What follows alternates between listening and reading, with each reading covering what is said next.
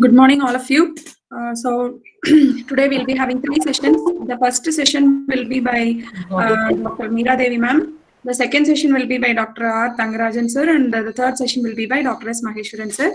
Ma'am, I now hand over the session to you, ma'am, for today's session. Thank you, ma'am. Thank you, Gomadi. Thank you. Good morning, everyone. Actually, today's topic is the wearable devices for the elderly people. Now, I'll present it.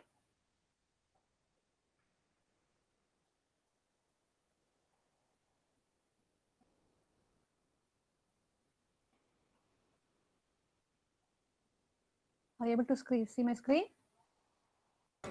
Yes, ma'am. Okay.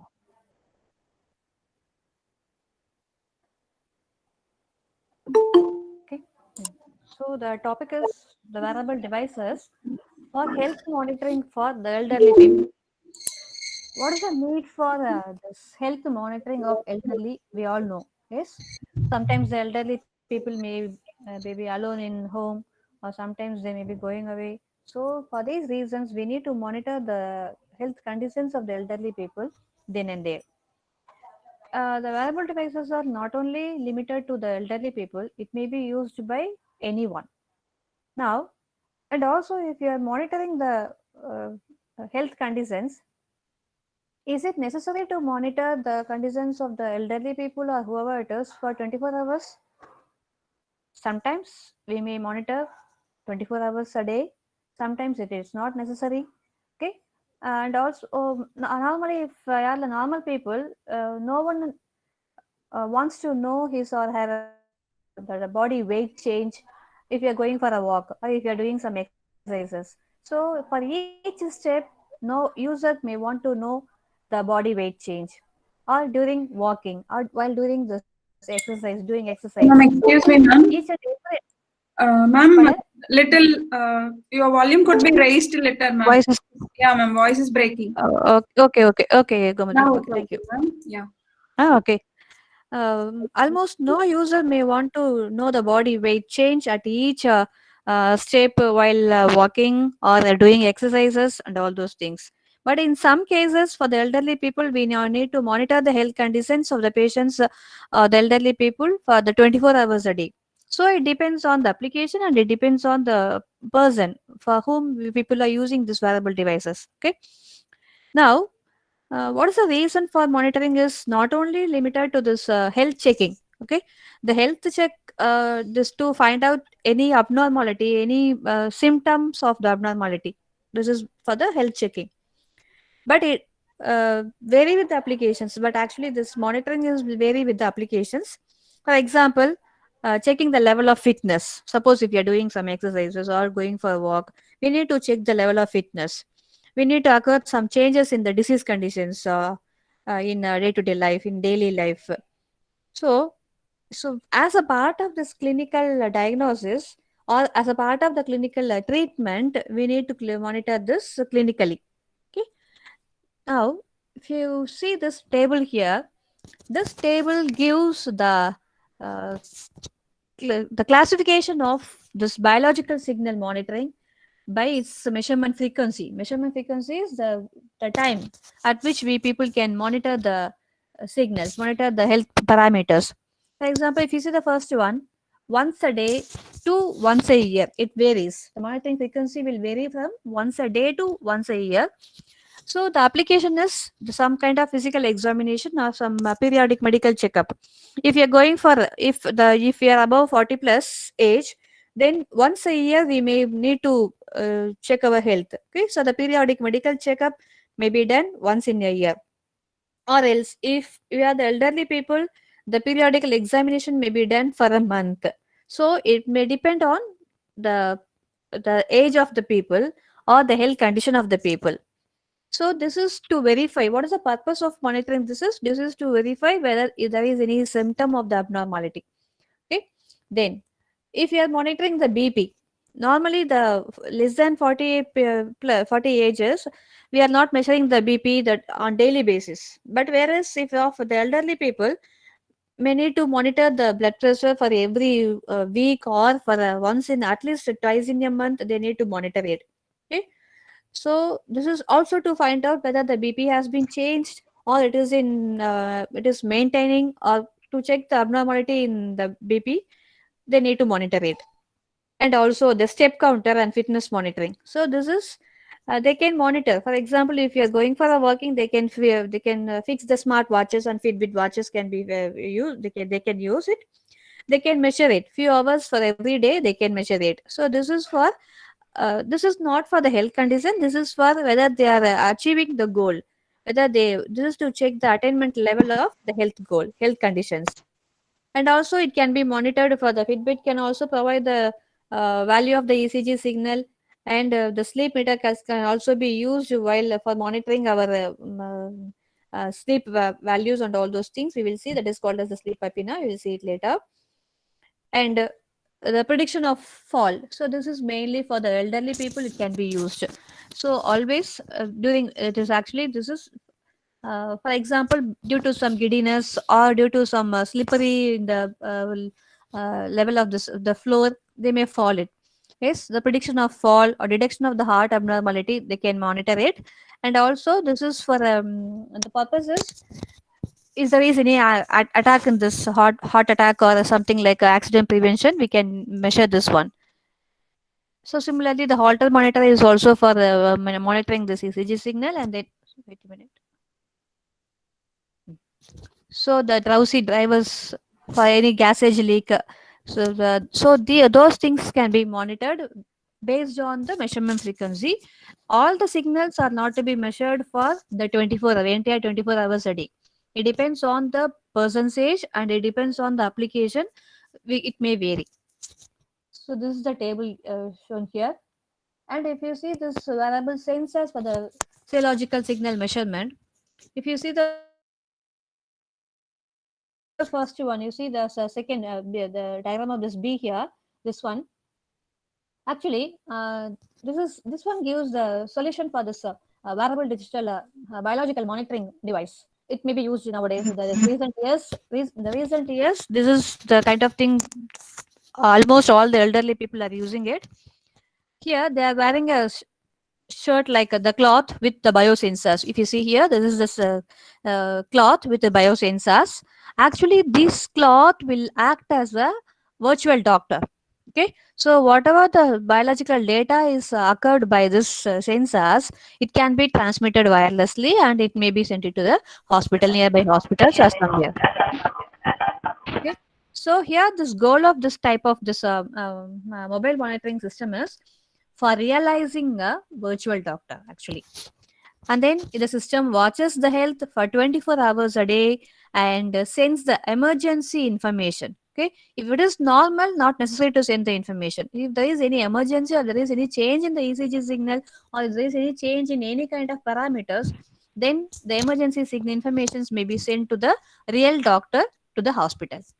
So this is for replacing this virtual doctor. We can use this kind of the cloth sensors can be used. Similarly here, if you see the mobile phone, so this is nowadays the commercially available one. So this smartphones are available nowadays, widely used. And the smartphone can be used for monitoring the health conditions. Okay, it can act as a health monitoring device. Nowadays we are using these smartphones. Okay, and it is so that smartphones are there, and also the biological sensors are there. So it can take the advantage of both the mobile phones as well as the biological sensors. So both the positive things may be combined to sense the data of a person, and it can be transmitted. So the sensors can be interfaced to the smartphone. So through this interfacing, some interfacing devices can be used. Then if we come to this one, in general, even though we have a lot and lot of electrodes are there, in general we are using this just a minute. In general we are using this kind of uh, electrodes. Three majorly used electrodes are skin electrodes, capacitively coupled electrodes, and then dry electrodes. The skin electrodes, almost we may have some experiences with the skin electrode. If you are going for some scanning, ultrasound scanning, and some of these things, they are using a device, and they are rolling the device on our skin. Okay, so that device is called as the electrode. So in between the electrode, that is the device what they are using, that will act as the electrode, and our skin. So that should be a contact, good contact between the two things, the skin and the electrodes. So for that they are using the gel kind of thing. Okay, normally they are using some gel. So that gel is for giving the good electrical contact between the skin and the electrode part. Okay. Now, here the problem in the case of the skin electrode is the skin kind of electrodes can be used. For example, if you are taking the ECG and the EMG, ECG, EEG, all those things, they are fixing some electrodes on our body. Okay, so it will be they are using some paste, isn't it? So this kind of the skin electrodes can be used for measuring the ECG, EMG, and like a EEG signals.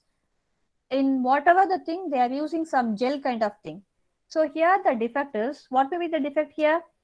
So whatever the measurement, they are using they are having the skin contact by means of the gel only, by means of the paste only. Yes. So that paste sometimes it may cause some irritations to not to all, sometimes. So sometimes it may cause some skin irritations, and the drying of the paste during the long time measurements may also happen. Suppose if you are using this scanning for longer time, so the drying of the paste may also be there. So they need to use they need to use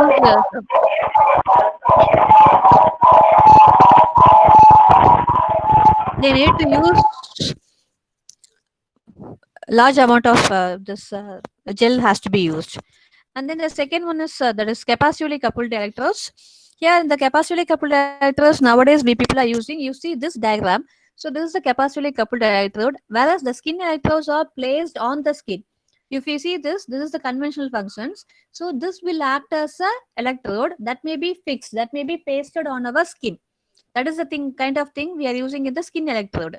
So whereas in this capacitively coupled, it is not fixed on our skin, but whereas if you see the chart, this is fixed with some kind of this capacitively coupled sensor electrodes. So these kind of electrodes are used for measuring the ECG signal. So these ECG signals may be transferred by means of this wirelessly, by means of either by Zigbee or Bluetooth. It can be monitored. So it is not having the contact between the skin, and it is not directly fixed on the skin. This is called as the capacitively coupled electrode. You see, so here it is fixed. The electrode is fixed on the skin, whereas here we have this. It forms a capacitive coupling between the skin and the electrode. Here it will have some defect, whereas in between the skin and the electrode, if air is there, okay, sometimes some air may be there. So during that time, it cannot provide this good contact. Okay, so this cannot be used in the case of air existing between the electrode and the skin. So this is the drawback of this capacitively coupled electrode. Whereas the third one is the dry electrode. Okay, now in the case of the dry electrode, like this one, you see here. Here it is an electrodes are used for measuring the EEG. It is a dry one, like not like a skin electrodes and paste, those things are not used here. In the case of the dry electrode, actually the functionality is of the dry electrode is between the skin and the capacitively coupled. So this has the intermediate property between this both. Okay. Now here the paste is not required. That is the one good thing. And the skin irritation is negligible also here. Okay. So it can all be also be used in between the skin and capacitively coupled electrodes. And then if you see this one, you see here this one. You see this green represents the bipolar electrodes. So that is the skin electrodes, bipolar skin electrodes. That is the two leads are used for measuring the ECG. And then this red one represents, assuming that this red one represents the capacitively coupled electrodes. Like you see here, they are using some kind of, I'll explain this. This is the capacitively coupled electrodes. So based on this, they are measuring. You see here, this it gives these two waveforms. The first one and second one represents the measurements of the bipolar leads. Okay, so this one represents the measurement of the ECG signal using the bipolar leads. You see the difference here? It is using the single lead. instead of using two electrodes, here it uses only one electrode, and with it is amplified by the single-ended amplifier. Okay. Now, if you see, by means of the bipolar electrodes, the signals are almost clear. We can view this arc peak and all those things. Okay. So whereas in the case of this single electrode and it is amplified by a single amplifier, even this arc peak is not visible. Okay, can you detect this arc peak here? It is not possible to detect. Okay, it is purely like a noise signal. Okay, no one can say it is an ECG signal. So if we are increasing the number of electrodes, we can view the precision of the signals will also be clear. And if you come to this here vehicle, here you see we said in the previous case, that is we are using the capacitively coupled electrode. You see here the electrodes are placed under the surface of the seat. So like that, here this is the system configuration to measure the ECG of the driver while he is driving. Okay. Now you see a electroconductive cell cloth, like a cloth, is placed on the surface of the driver's seat.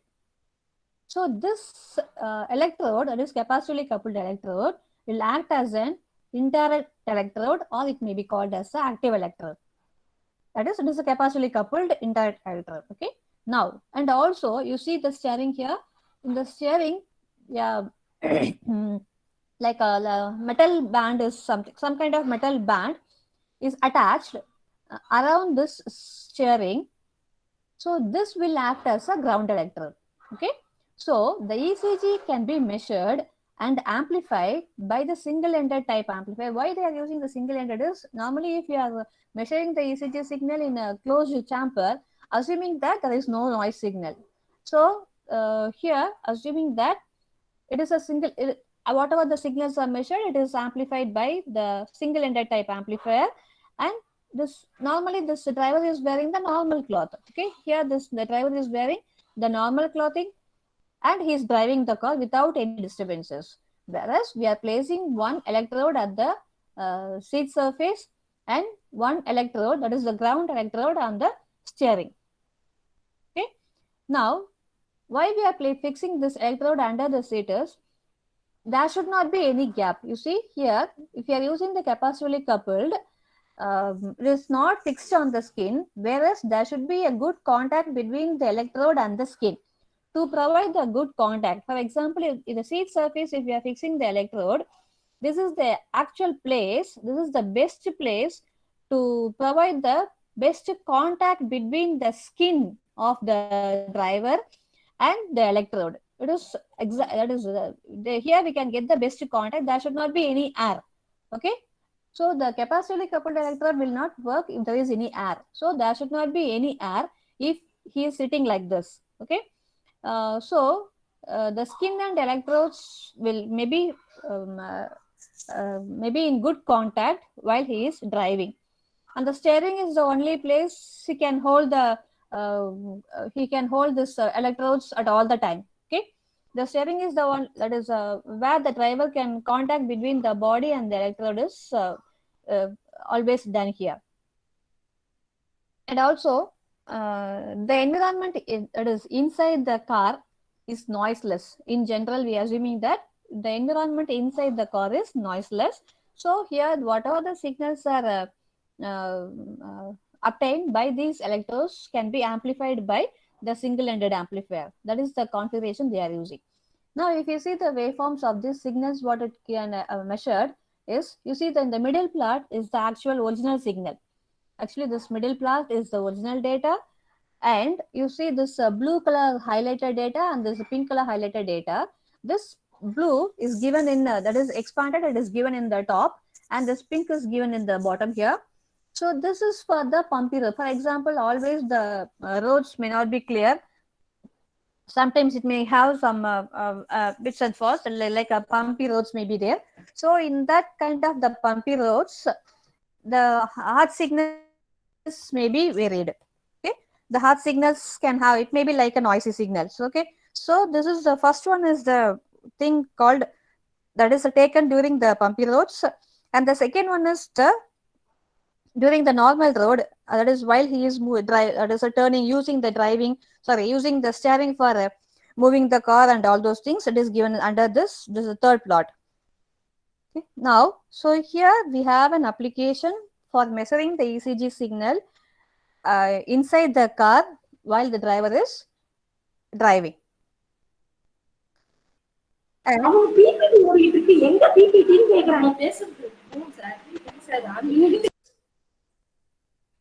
and also here, you see, normally for the elderly people, we need to measure the ECG and we need to measure the blood pressure, and they may feel something like breathing difficulties may be there, and somebody may have some sleeping disorders may be there. Okay, so those things are to be measured for the elderly people. Now, if you see, if you are measuring this BP level, blood pressure changes, here they are using this volume compensation method. The meaning of the volume compensation method is, here it is normally it is a non-invasive. We are not pricking something like we are not taking out of blood, we are not taking out. It is a non-invasive kind of thing. We are using some sensors, photosensors, LEDs and all those things we are using. Okay, so it is a non-invasive BP measurement system in the human fingers. Here the fingers are placed between the electrodes. Okay, between these two will be acting as a electrodes here. So the human fingers are placed between here. Here the blood volume, you see, this is the volume compensation method. So here the blood volume in the finger is detected by the optical sensor. You see, we have the photosensors. So by the optical sensors and this LED, so that the blood volume is kept constant by varying the cut pressure. So at that time they can measure this level. Here it is actually measuring this PPG value. This volume compensation method is mostly carried out with photoplethysmography PPG signal. So with the PPG signal, we can measure the BP can be measured to check the volume pulse, how many pulses are there. So those things can be measured from the PPG signal.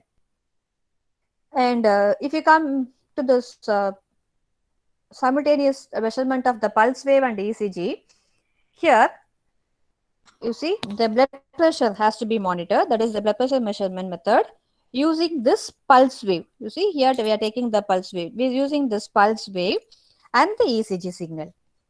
Now, what is the relationship between this ECG and velocity? Actually, the relationship between the ECG and the velocity of this one, you see, and the velocity of the blood will be used as an operating principle for this method. Actually, it is the way in which it is what is the velocity of the blood it is flowing. That is called as, sometimes we may call it as some fluid dynamics or something. For example, if the water flow rate is there, water flow rate in the water pipe, that is proportional to the water pressure actually. Okay, the same kind of concept is used in the water pipe. If the water is flowing, the water flow rate is depending on the water pressure level. Yes, the same kind of principle is used here.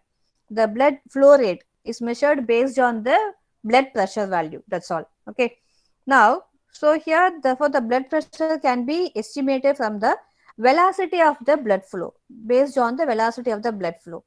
Now here this one is we have a kind of a watch is there, that is this is the watch called blood pressure measuring watch actually. So this has been developed by a foreign company actually. It has been, there is nowadays it is commercially available actually. So here this watch is consisting of pulse wave. You see, this pulse wave sensor is consisting of a pulse wave sensor and optical sensors, like optical sensors and light sensors also available. That is everything is inbuilt in the watch, with one electrode on the face, on the above, and one on the back, that is on the, that is this on the back, that has to be fitted on the skin, that has to touch the skin on the back. So the EEG can be measured, ECG can be measured when the user puts his hand on the surface of the electrode. Okay, so by this way they can easily monitor the ECG signal. So this will be useful. This is like a watch. So everybody can use it. The elderly people can also use it without any discomfort or without any irritations. And the other kind of it is the abnormality what the elders are facing is the problem with respiration. Okay, they may feel something like breathing issues. Okay, so normally we need to measure the respiration level. It is also a symptom of some kind of diseases. So the in day to day life we need to measure it. Actually, here we have two kind of, for example, if you are walking, then our respiration level will be different during walking. During sleeping, it will be different. So we need to measure two different categories of measurement. One is the measurement in daily activities, such as during working times and normal times. And the other one is the measurement of this respiration level, breathing level during sleeping. Okay. So here we have a respiration sensors. So respiration sensors is based on the application, it will be different. For example, what is the purpose? Whether we need to measure during the sleeping or we need to measure during the normal working time, it depends on the application. The sensors will be different. So the respiration, the breathing level will be picked up by the sensors, and so here you see they are using some sensor kind of thing, and that is installed in the this pickup sensor is installed in the nostril. You see nostrils here. These are used for breathing pattern monitoring. The way in which it is, for example, if you are monitoring the breathing pattern, the number of times he breathed per minute. During this number of time, how many times, if they are sleeping, how many times the eye he blinks the eye. So those things are to be measured during the sleeping. Okay, this is some kind of respiratory sensors. We are using it for this elderly people. If it is if the elderly people are sleeping, or for whoever it is, if the people are sleeping here, some sensors may be fitted on the sheet. Instead of fixing at the nostril, it may be fitted in the sheet, because during the sleeping, if we feel something in the nostril, it may we may feel discomfort.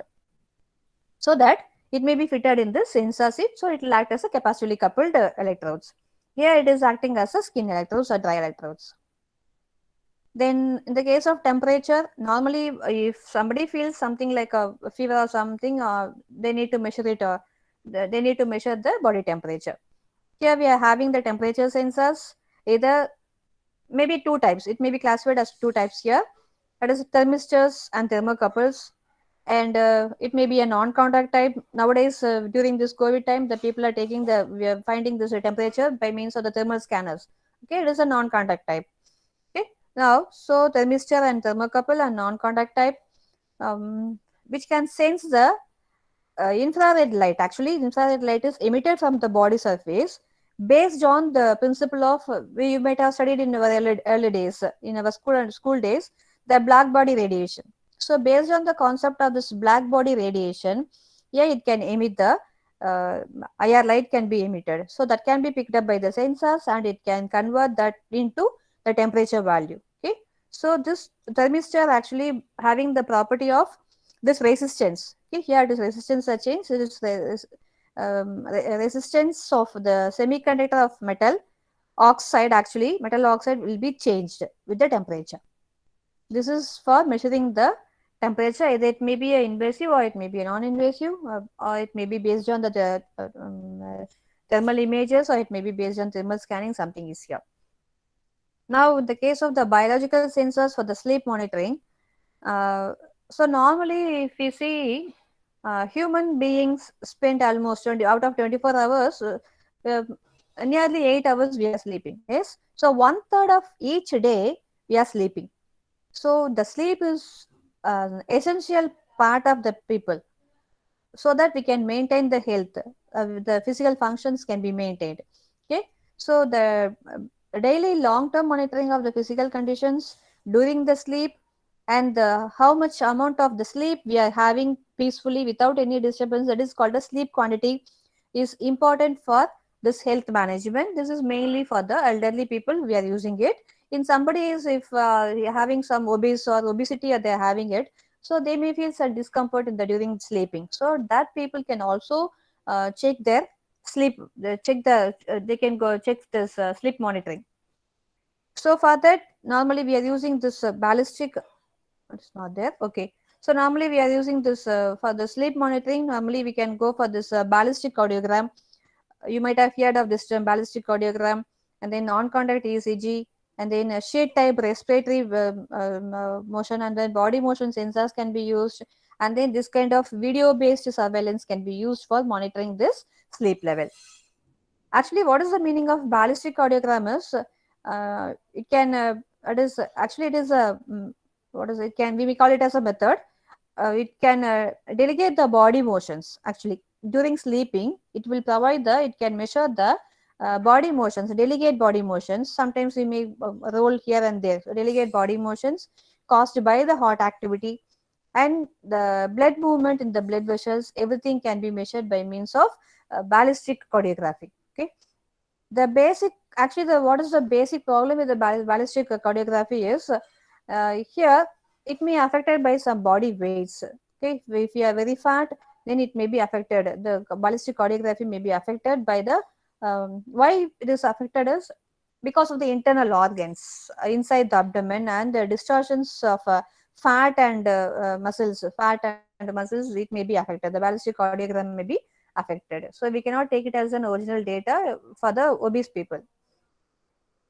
Then if you call it as, you see in this case, if you are using the image processing based kind of thing for the sleep monitoring, now actually this figure shows the that is outline of the video processing for the sleep monitoring. Here the video output, we are taking the video of the sleeping person. So this video output was actually converted into BMP format, that is still images, and it is analyzed. How we are analyzing is this gross movement. You see, this GM is called as the gross movement. Okay, here this gross movement of the patient has to be occurred. So now, actually here the ROI has to be the still images. That is whatever the video, we are converting it to number of frames per second, and then one frame has to be taken. Each and every frame has to be taken, and we are dealing it for one frame here. Then out of this frame, we are taking the region of interest.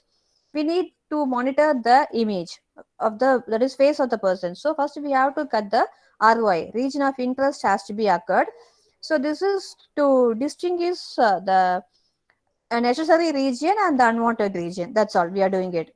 Okay. Then this ROI actually processing the it is actually this having the high speed processing because we are taking the video. So we are assuming it is normally we have the 30 frames per second. So all the frames has to be processed within a second. Then only it can take the next frame and then next image can be taken.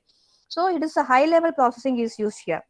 High speed processing by eliminating the excess noise and all those things, and then decreasing the image size, because normally if you are taking the real time image, the size will be very high. So it is decreasing the image size. It is by eliminating the noise and all those things, they are reducing the size. Image size has to be reduced. Then after ROI processing, the image is converted into grayscale level, and then the changes in the gray values between the frames were detected. What is the change in the gray level? That is detected here. Reduction of the change in the concentration of value has to be detected. Based on some algorithm, they are calculating the gross movement of the object. That is, here is the object. So this object movement can be calculated by using some processing algorithms. Okay, this is a general thing, general outline of the sleep apnea monitoring system. So what we are calling it as apnea is, you might have heard of the term sleep apnea. Actually, in the case of during sleeping, somebody may have the disorder. It is a disorder, that's all. Okay, it is a non-contact monitoring type. Actually, what we need to estimate here is all that night, that is all night sleep stages. We have they during measurement, they have a lot of stages are there. They are calling it as a all night sleep stages, such as how many times he awake, and then slow wave sleep. Sometimes we may in deep sleeping. Sometimes it is a shallow sleeping. We may say sometimes during after waking up, we may say sometimes today I didn't sleep very well. Today I didn't. That is, I'm not able to see properly. So those kind of things we are saying. So So it can measure all night stages into different classifications as awake stage, and then a slow wave sleep stage, and then how many times during sleeping the rapid eye movement has happened. That is called as REM, rapid eye movement during sleeping. So these are the things are measured to check whether the a person is having the sleep apnea disorder or not.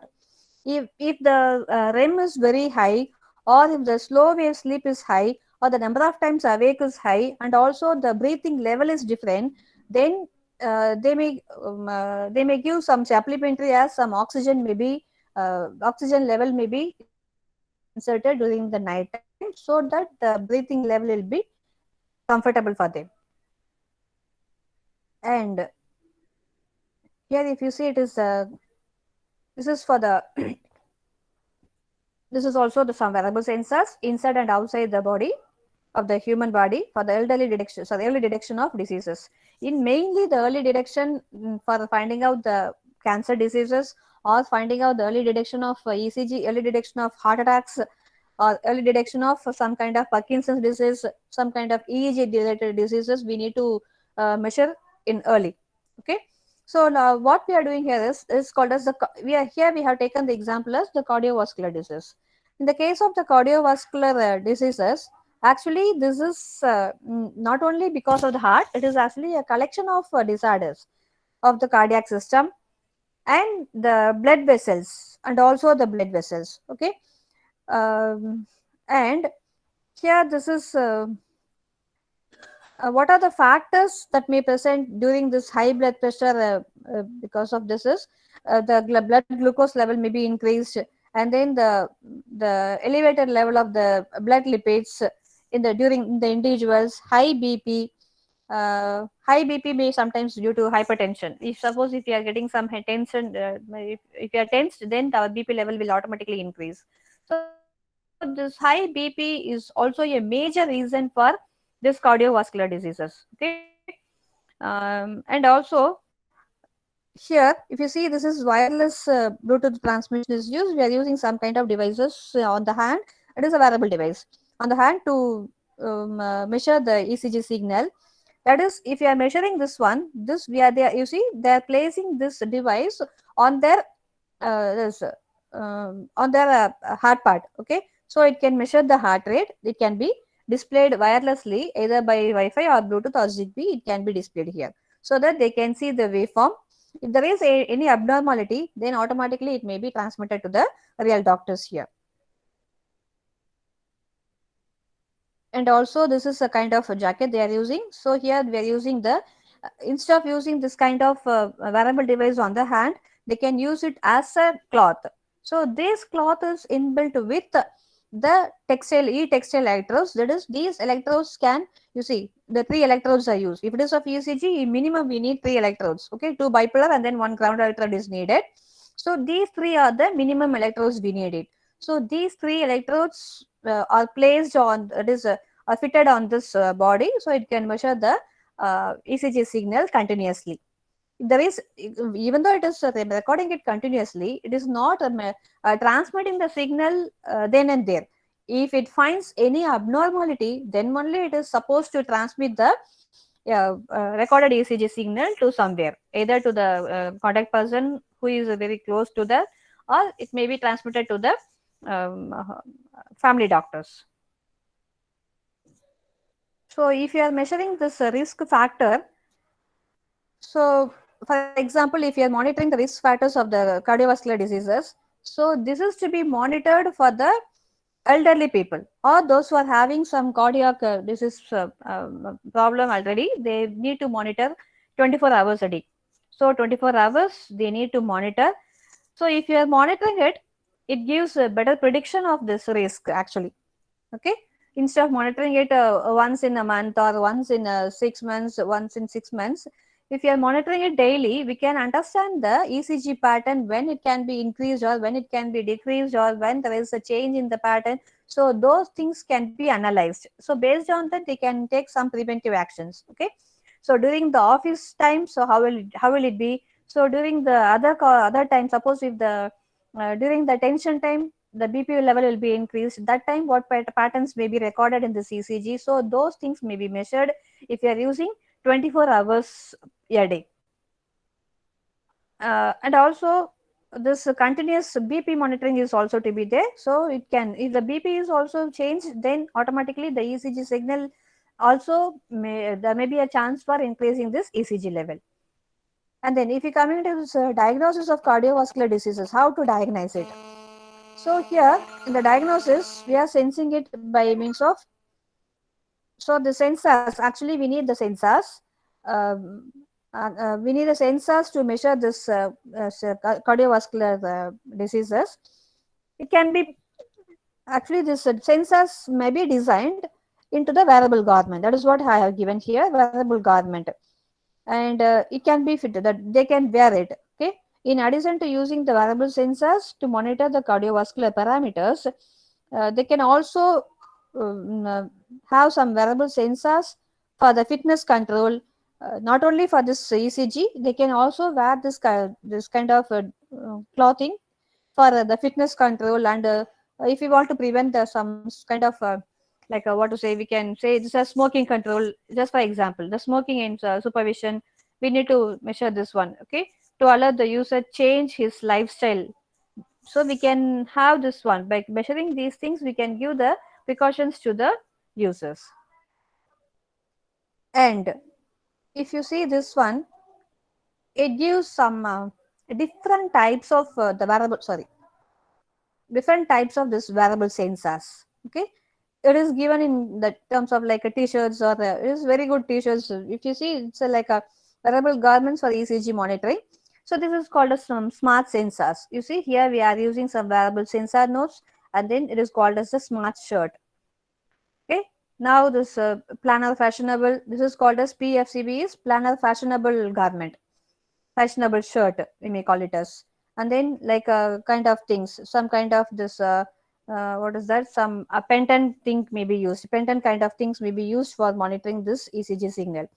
So many of the systems have this integrated, you see here we have some integrated sensors, here we have some integrated sensors. All these shirts or all these t-shirts, like a clothing electrodes are integrated with the sensor design to allow them to measure the ECG signal. Not only the ECG signal, but also some kind of parameters. We can monitor whatever we need it. Some kind of parameters, either we can use the PPG, or we can measure the breathing signal. Anything can be measured, because that only thing is we need to fix the electrodes on this skin, on this that is on this clothing itself. Okay. Now this is some kind of not only for the PPG, it is for measuring this cardiac sensors and for this all those things. Okay, this is the state of art technology what we are using here. Some examples of state of art wearable sensors for the PPG measurement. It is like a kind of a ring. We can use this to measure the PPG. And here at this place also we can measure this. So you see, lot of things, lot of sensors are available. And then not only for the PPG, it is for monitoring the cardiac activity. The sensors may be used. Then earphones, earphone PPG is also there. So this is an earphone PPG. And garment, like you see here we have the garment like PPG is also there. Okay, so this kind of thing is also there to measure the PPG. So automatically if the PPG is measured, we can measure the cardiac activity. So the PPG is the main signal for measuring the, along with the ECG, the PPG is also one of the good signal for measuring the cardiac activity. And so far we have seen some ECG cardiac measurement, and then breathing measurements, and then blood pressure measurements, all those things. Now if you're coming into this, normally in general, the wider that is in normally the elderly people may have some neurological diseases. Okay, so the neurological diseases like such as that is what we may hear of the term Alzheimer disease, then Parkinson's disease, and the stroke. So are the major causes of disability. And the neurological that is rehabilitation, actually it provides the therapeutic exercises to make the patients to restore the motor functions. They can restore it by means of the therapeutic operations. They can restore the motor functions.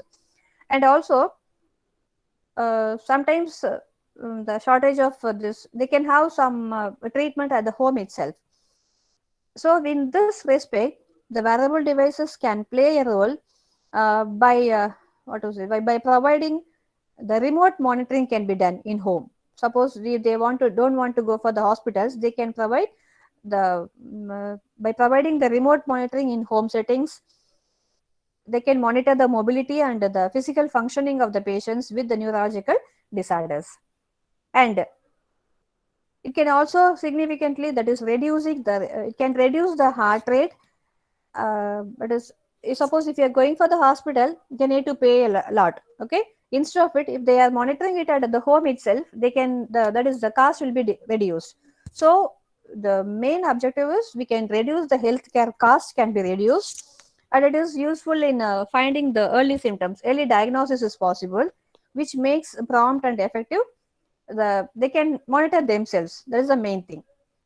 And also, if you coming into this one, that is the present clinical tools, it is based on the self report, because most of the people are doing this self effort, that is self report can be observed, and this wearable sensors can also provide an objective alternative to assess the condition of these patients by monitoring their daily activities. Okay, and most importantly, we have this all everything is incorporated with actuators, then wearable devices like wearable robots, and it can be used for as an assistive device. Everything we are calling it as an assistive device. Okay, it can assist, that's all. It cannot reproduce the original thing. It can assist the way in which we can predict the diagnosis, predict the thing earlier.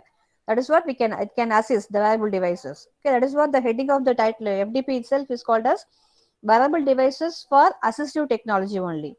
Okay, so it can assist the devices for the disabled or elderly people for the treatment of this kind of disorders.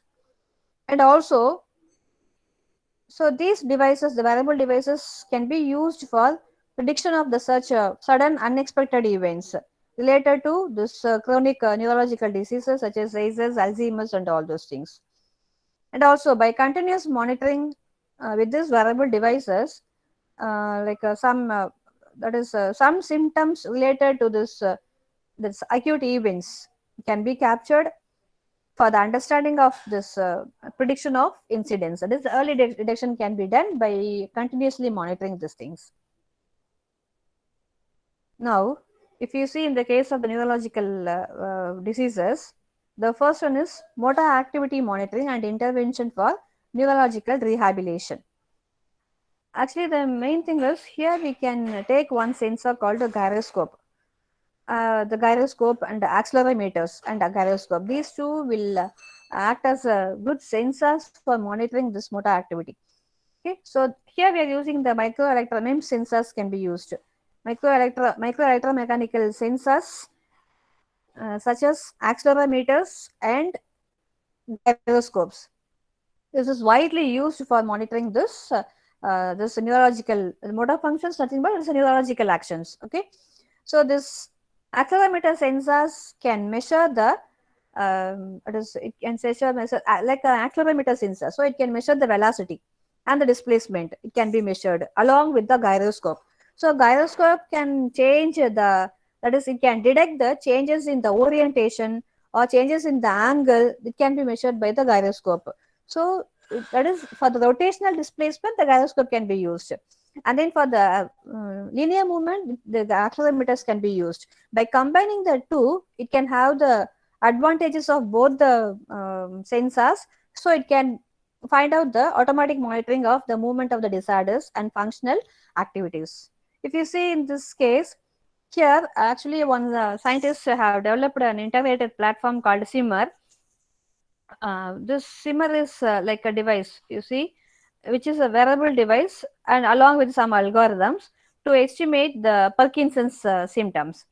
Okay, like Parkinson's and Alzheimer's symptoms, they are using some SIMMER kind of thing. Each sensor in the node, that is node in the SIMMER platform, it will be consisting of a triaxial, that is, you see, triaxial accelerometer sensor, and it is having some microprocessor inside it, and the radio transmitter to transmit the data, and to store the data it is also having some micro SD cards also available. Okay, SD card slot is also there. Okay, now so with this one they can find out the Parkinson's disease. This was developed. A paper is also there. Literature paper is also available. Just you can check it up. So it was developed by Patel, a scientist. It is called as Shimmer, and this is a true kind of device. This has been designed for the rehabilitation of this stroke patients, paralysis attacked patients. The stroke patients, we can use this shoe kind of thing. Okay. So in detail we will see it later. What will have so with the shoe, what we can, how the device can find out the paralysis and all. Okay. And one more thing is, you see here we are having a shirt. So this is the shirt with a wearable strain, that is wearable strain sensing shirt. Actually, it is called as strain sensing shirt. This gray postures represents the contact, neurological contacts actually. Uh, so this with a conductive elastometers are there. It is distributed over the arm. You see, it is distributed over the arm here, forearms and all those things, and shoulders. This is like a designed for this motion analysis in the context of this neurological rehabilitation. Okay, and the next one is for the seizure activity monitoring. Seizure activity monitoring of this epilepsy patients. You know what is the meaning of what is the meaning of epilepsy and all those things. So actually, the seizures, the occurrence of the seizures are in general it is unpredictable. It is random. We don't know how will it come, when will it come, and all those things. Okay. So for these in patients, the forwarding of the seizure activity is normally monitored by this EEG video. Actually, they can have some recorded videos. They can have some online ECG recording device can be fit. So with that one, they can find out the seizure activity. So, but it is a bulky system actually. Suppose if you are wearing with some ECG, always if they are measuring some ECG signal, it is always causes some disturbances for us, and also the system becomes very bulky. So normally if you are, it is bulky, normally we people restrict the activities of the patient. Okay, so what they are using is some kind of wearable devices have been designed with the accelerometer sensors, and this sensors will provide the alternate for the video based sensing devices. It can provide the monitoring of the seizure activity, and not only by measuring the ECG signal alone, but after measuring the ECG signal, it needs some predefined algorithms. Some algorithms has to be defined after taking the ECG signal. After analysis only, we can say, the device can say whether the person is affected with the seizures or not. Okay, so this is the occurrence of the seizures. Actually, it is unpredictable as what we have said. So this is about the epilepsy of the patients, that is neurological disorders in mainly of the EEG signals. And then if you are coming into the gastrointestinal diseases, this is almost mainly for this almost it is happening for the all the elderly people. Gastrointestinal diseases, that is some kind of gastric problems may be there, or in the normal people also some kind of intestinal diseases may occur. Okay, so this is actually a symptom of that is mucosal damage. Actually, mucosal damage caused by the, that is the stomach acids. Actually, the stomach acids are coming up from the stomach into the esophagus. So that causes the gastrointestinal diseases. Okay. Now, actually, the esophagus. So what we can monitor here is the esophageal. At the part of the esophageal, we can monitor the pH level. If there is a change in the pH level, we may go for some other treatments, some other measurements, some other analysis we can do.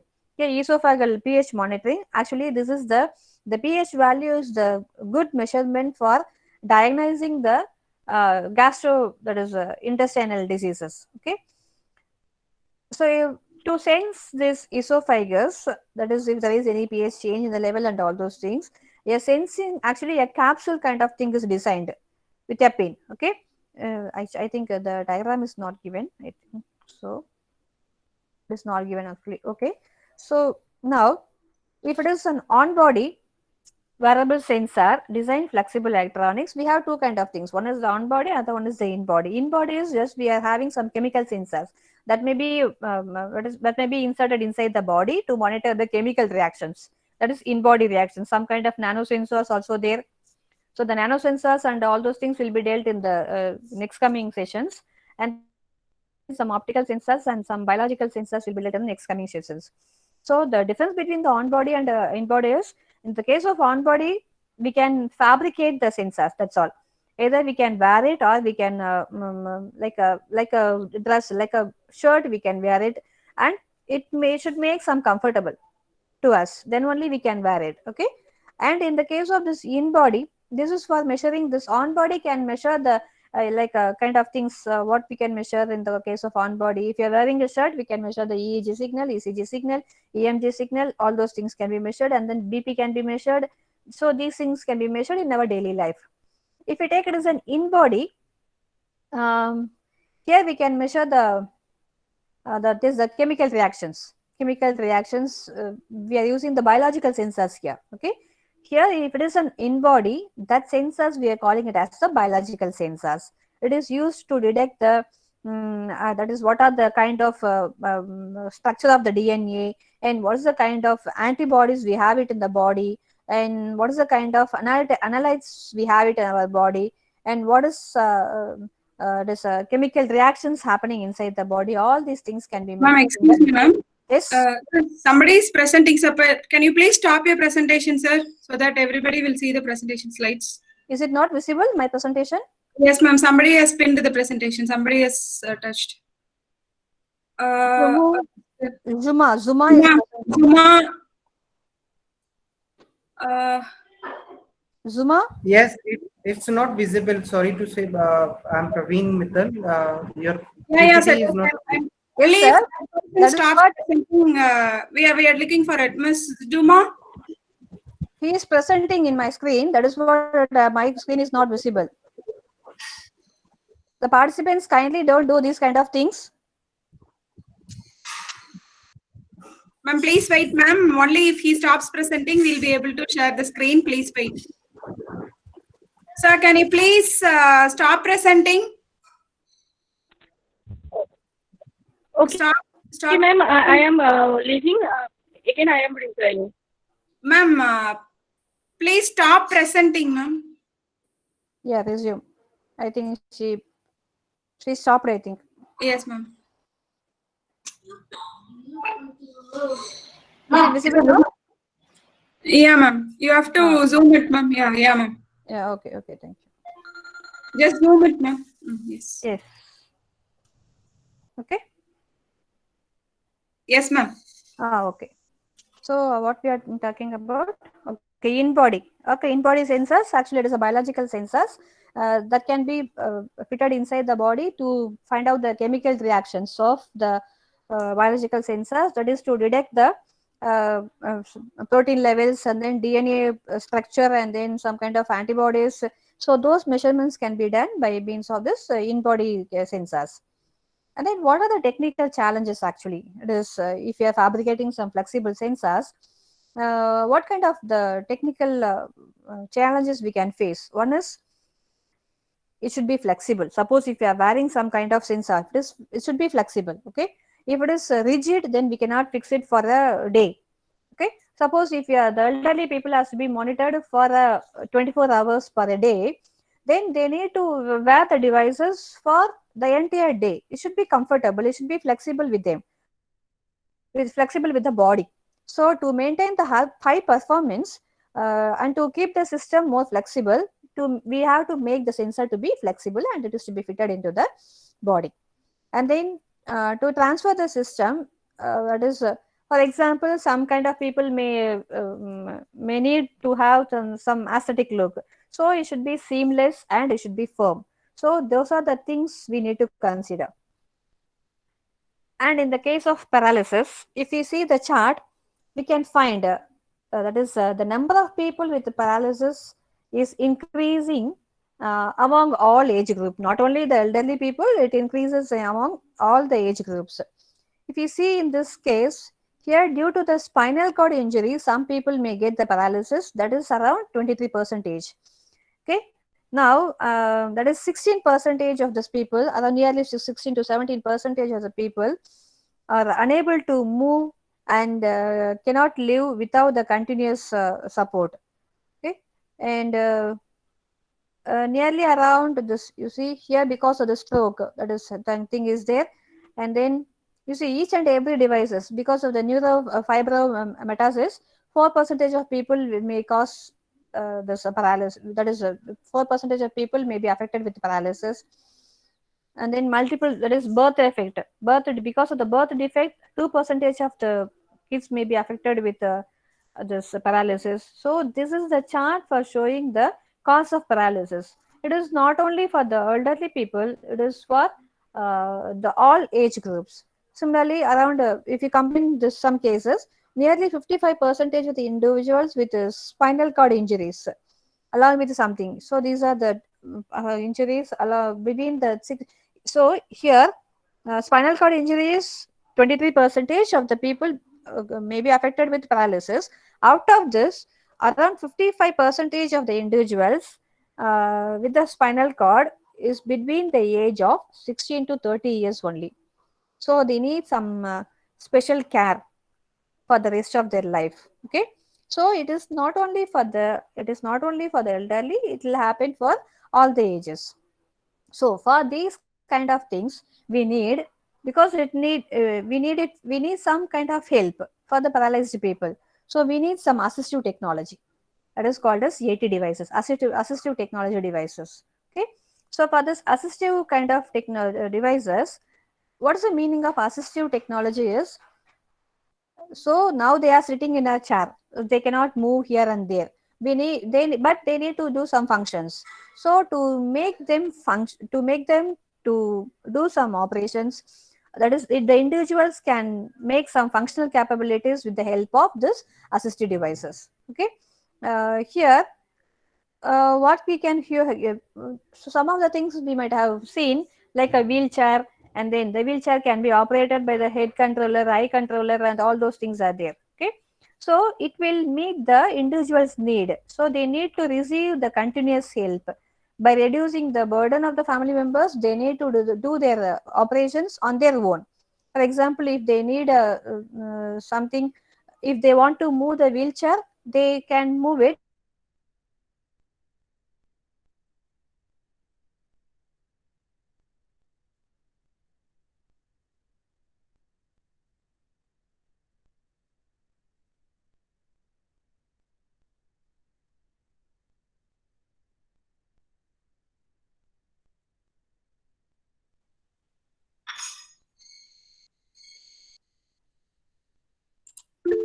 Ma'am, your voice is not audible, ma'am.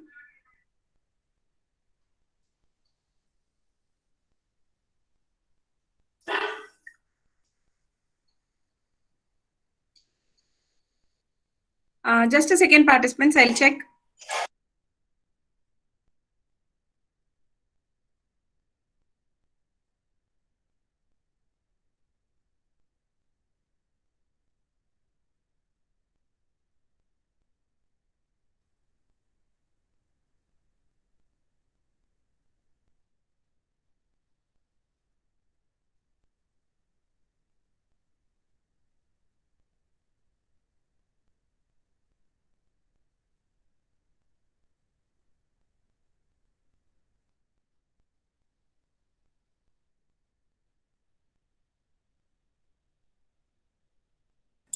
Ma'am, just a second, like she left the network. She's joining back. Ma'am is joining back and we'll continue the session. So please wait for a few minutes. She'll be joining again and the presentation will continue.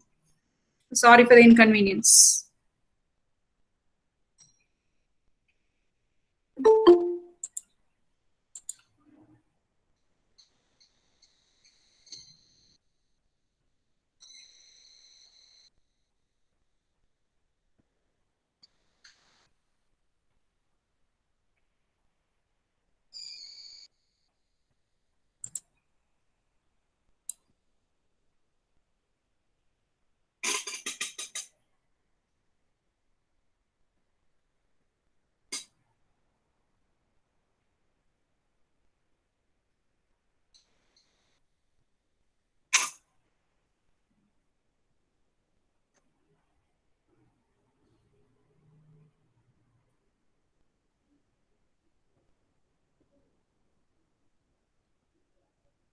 Sorry, we need to clear the connection has cut. Is it visible now? I'll present Ma'am, again. you're audible, but we're not able to see your presentation, Yeah. ma'am. Just now I'm presenting it. Yeah, yeah. Yeah, is it visible now? Just a second. Yes, ma'am. Yes, ma'am. You can zoom it, ma'am. Okay. Okay, this is what we are discussing, I think. Yes, this is called as just a minute. This is called as sip and puff technique. Actually, this is a very low cost device for moving the wheelchair. So they can do their activities on their own by means of sucking and blowing the air through the pipe, and then this pipe is connected to the pneumatic switches or the pressure sensors. This, so by means of this, they can control the wheelchair. So, but here the disadvantage is they are sucking and blowing the air. So it needs to be cleaned. So due to the some saliva and some food residues may be there. So that may block the movement of the air in the during course of time they are using it. Okay. So it requires the diaphragm control and may not be having the benefit of daily, that is continuous usage. It is not possible. And then the second thing is head controllers. Head controllers, based on this, it is designed to replace the arm. That is, instead of using our arm, suppose if they are having some disability, okay, so they cannot use the arm for moving the wheelchair. Okay, so in that cases, the head pointers may be used to replace the arm functionality or hand functionality with the head movement. Here, what we are doing here is we are emulating this measure of this head movement, emulating this cursor movement of the computer. Here this wheelchair can be embedded with some, you see here the wheelchair can be embedded with some switch sensors, and also the sensors can also be fit into this. You see some of the sensors can be fit into the headrest. This head motion can be detected. In what way we are moving the head, that motion can be detected. That will be taken as the input signal for the mouse. Okay, based on that the wheelchair can move. But here the one of the limitation is here the devices, the individuals can use it. The head movement is not inhibited. It is if you are for example, every time, suppose if you are moving the wheelchair for the continuously, so every time we need to move the head here and there, so it makes us to feel some kind of thing. And if the people are having some kind of the Parkinson's disease and some kind of the locked-in syndromes, they cannot move the head. So those people cannot use these wheelchairs. Okay, so this is one kind of a drawback in the case of the head controllers for moving the wheelchairs and for doing some operations.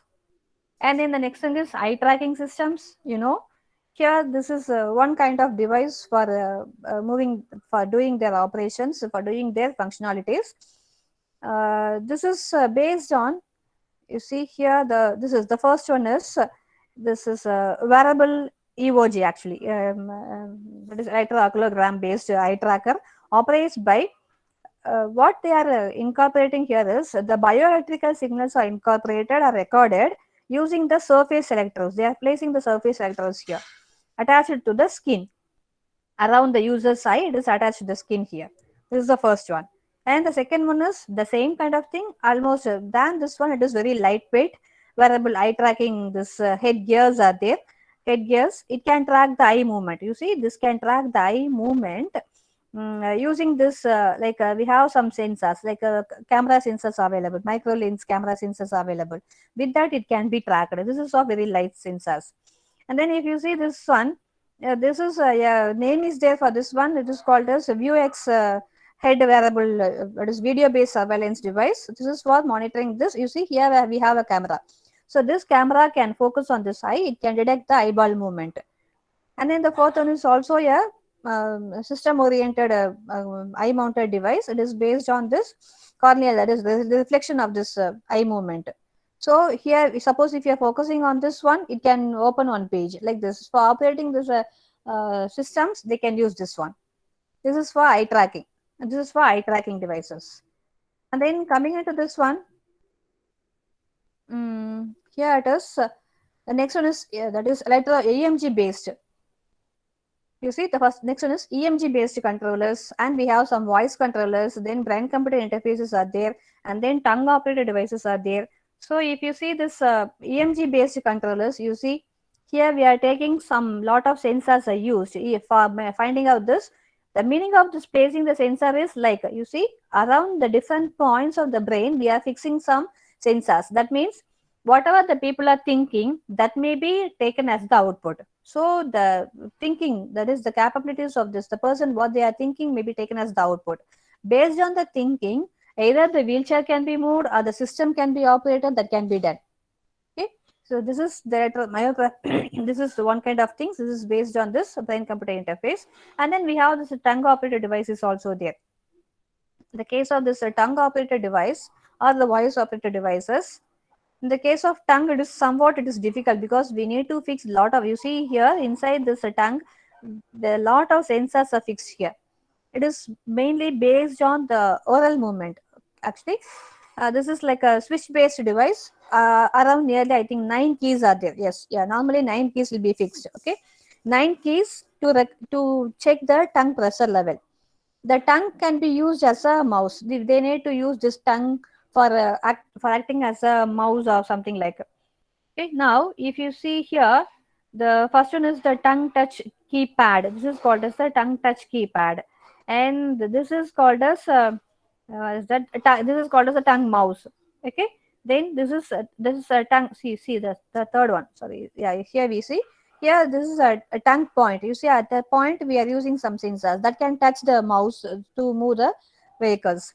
And then here if you see this is a think a wave, that is think a move, that is based on this optical tongue. It can detect the gestures. This one, this this can based on this optical tongue gesture detector.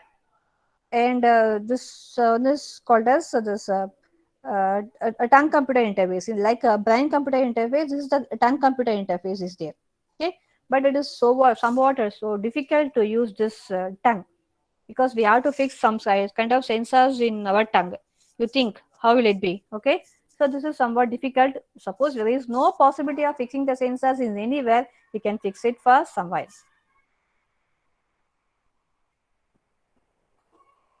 And then this detection of the next application is, in some of the persons may take the food. Yes, some that is obese people are there, obesity is there.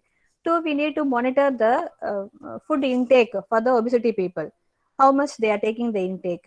Okay, the what kind of that is how many times they are chewing it, because we need to chew it a lot for before swallowing the food we need to chew it. Okay, so that the saliva will produce and then it will help us for the digestion of the food. Okay, so based on this we have some kind of things. Okay, so detection and timing of each food intake, we need to monitor the timing exact during this each 3 courses we need to take the food regularly.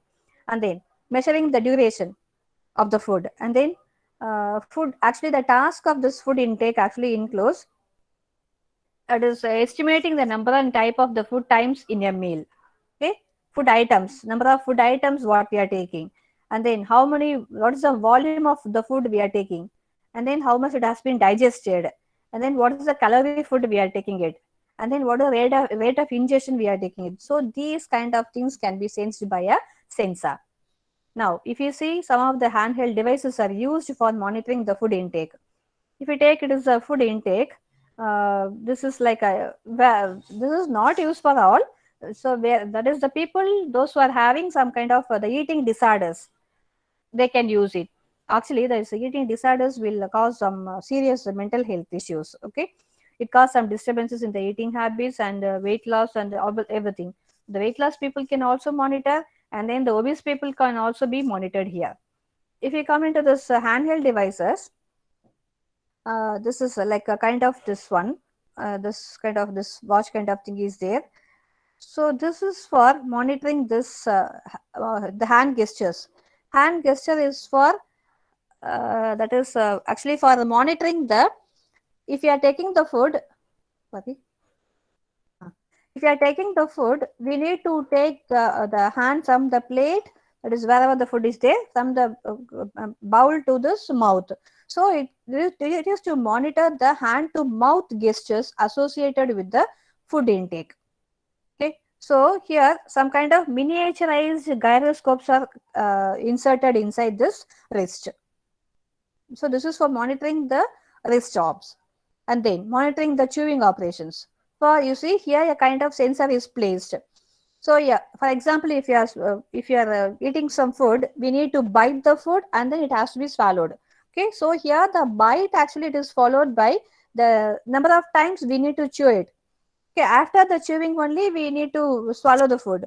Okay, so here this bite actually it is followed by number of chews and then we need to swallow.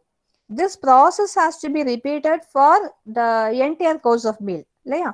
Now, so the indigestion of the solid foods can also be detected by monitoring the chewing process. Suppose, for example, if you are instead of chewing it, suppose if you are following it, if you are just by taking the food, then immediately we swallowed it. What will happen? The indigestion may happen. So that kind of things may be calculated by means of the number of chews they are using it for each and every food intake.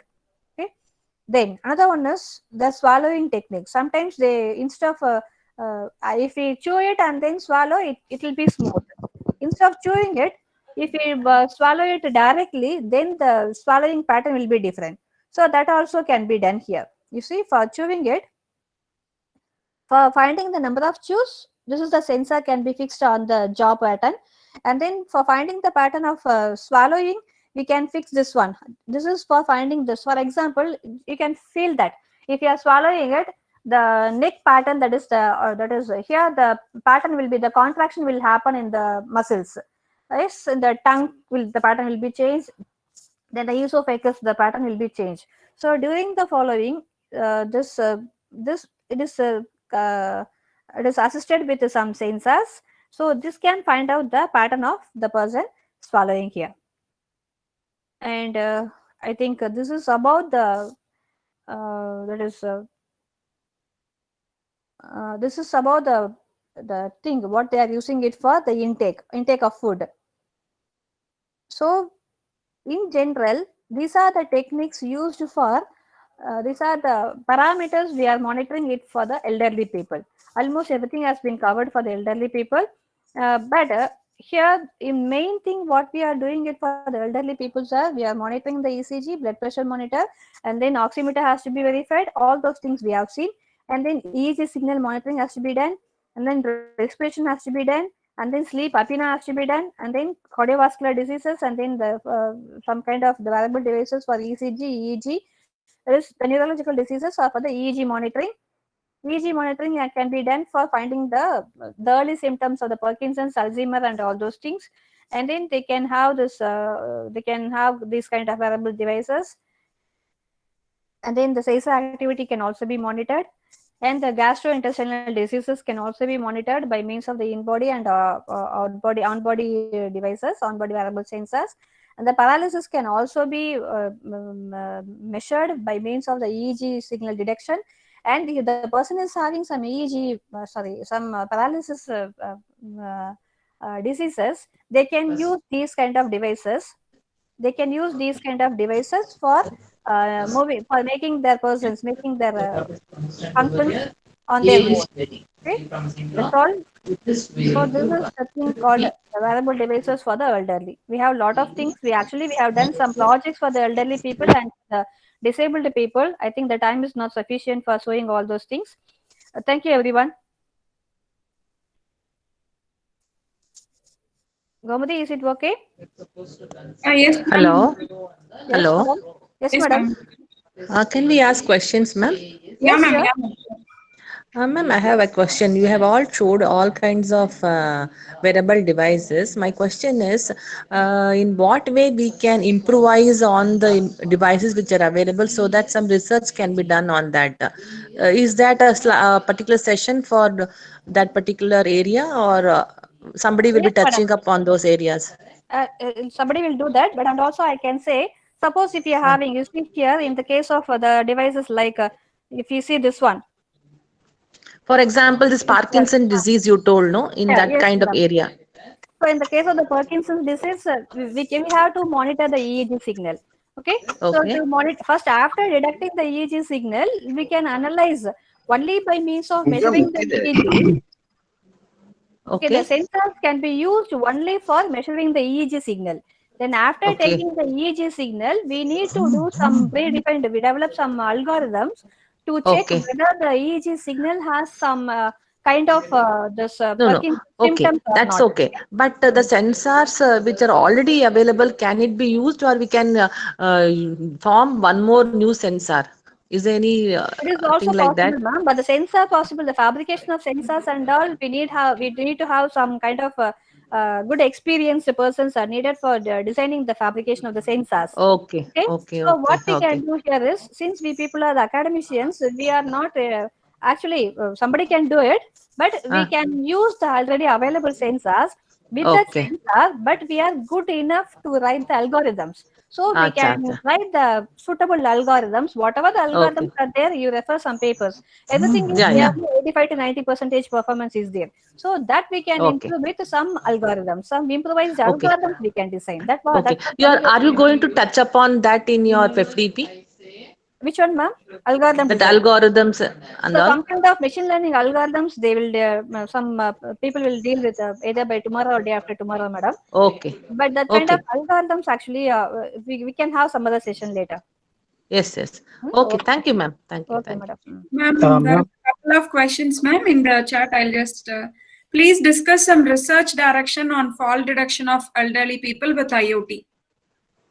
Okay, actually, I have done a project. I thought of showing that my students have done a project with gyroscope sensors with for the fall detection. So whoever is doing some fall detection, just you refer the paper. For fall detection alone, we have some review papers. I have seen some 3 or 4 review papers alone. Not the paper. Those who have done the project with fall detection, they have the review paper on the fall detection for the elderly. So in that paper, they dealt with a lot of techniques what they have done so far. Okay. So from nearly the 10 years of data will be collected and they have presented in a paper. So those papers you can refer. So in that paper, it is clearly given what are the techniques so far they have used and what are the drawbacks and limitations they faced it, how they have modified the next system, all those things are given. That will be useful for you. Ma'am, I think you can just take 5 minutes to just show what actually students have done on it. Will that be okay? Actually, I think the video is available or not. You see, this is the wearable fall detector for the elderly people.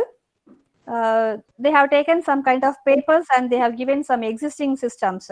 You see, these are the existing system with ultrasonic sensors and infrared sensors. All those things are available, and for the video surveillance based systems are available. The problem is the communication between this the after falling down, whether they sit with very fast, whether they are sitting very fast or they are sleeping, that they it is not able to differentiate. Okay, so these kind of either they can have this pendant type or bracelet type say, modem they can use it. So here the limitations are if they are following it, they need some wide coverage is to be needed. This wide coverage as well as this the area what it is covering, and it has to be transmitted wirelessly to the device. So it makes a problem in the case of this existing systems. And so this kind of system is also available. Here we are using some base modems are used, but they need to buy it. So it is very costly device. They need to use it. They need to pay nearly $41 per month. To eliminate these drawbacks, they use a kind of thing that you see here. What they have used is if the person is experiencing a momentary fall or in the acceleration, they are using two kind of parameters. One is the acceleration parameter, another one is the gyroscopic parameter. In the case of accelerometer parameter, they are finding the linear motions. In the case of gyroscopic, they are checking the velocity. That is, suppose if they are falling, they are fixing the device. You see, this is the kind of portable device. You see, this is the kind of portable device.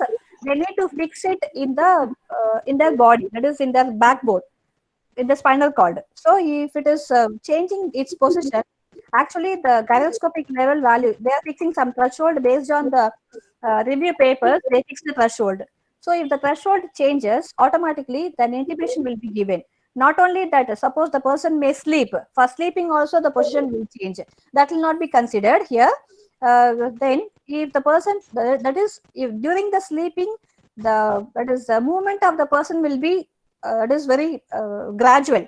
Whereas if you are falling down, the movement of the person will be rapid movement.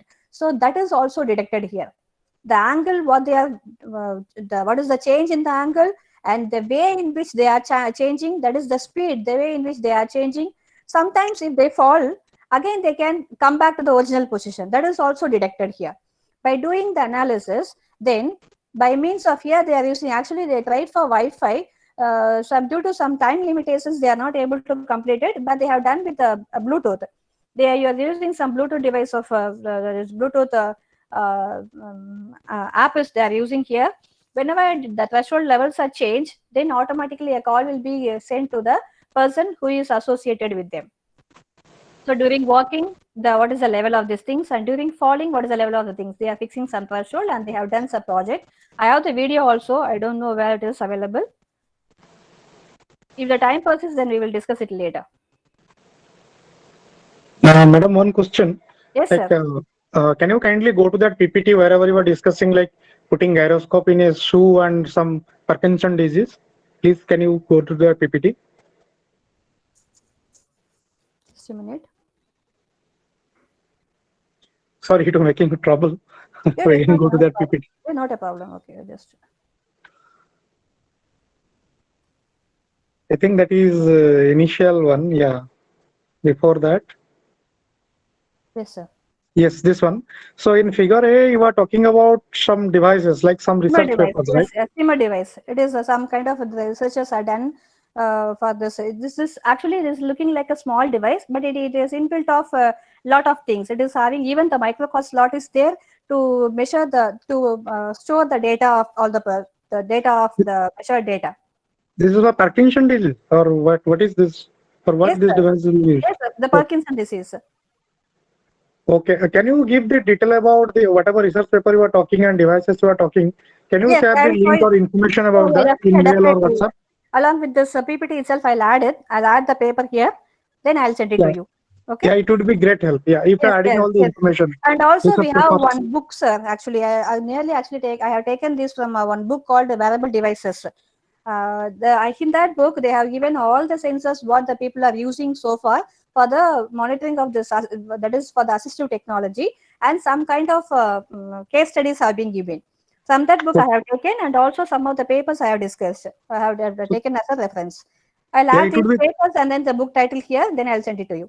Yes, yes, it would be great help if you're adding Yeah. all the information. Yes, Yeah. sir. Yes, sir. Yes, sure. Thank you.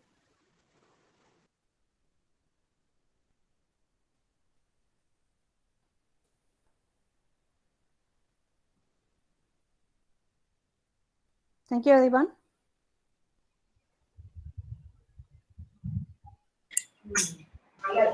Ma'am, few participants have requested for link of the review papers. So if you are Yes, able to provide offline to me, I may send mails to them, ma'am. along with the PPT, I will add it, Gomadi. Then I'll send it to you. Yes, ma'am. Yes, ma'am. And few was also asking for the students' project, but I think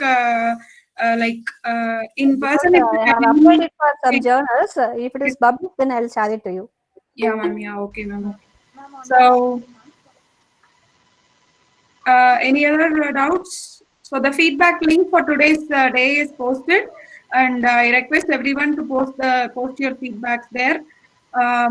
So thank you very much, Meera Devi ma'am, for sharing very nice information on the wearable devices that is used for elderly person. So it is actually a need and it is a hot research area wherein which we are trying to find miniature sized devices to assist the elderly people.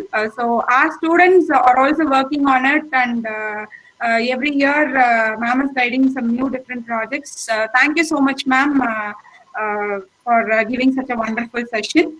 So the next session we'll be having by 11:40. Ma'am, is that okay, ma'am? Is it okay? Yeah, It's yeah. The okay. next. Thank you. Thank you, everyone. Thank you so much. So Ma'am, is it mandatory to do the feedback?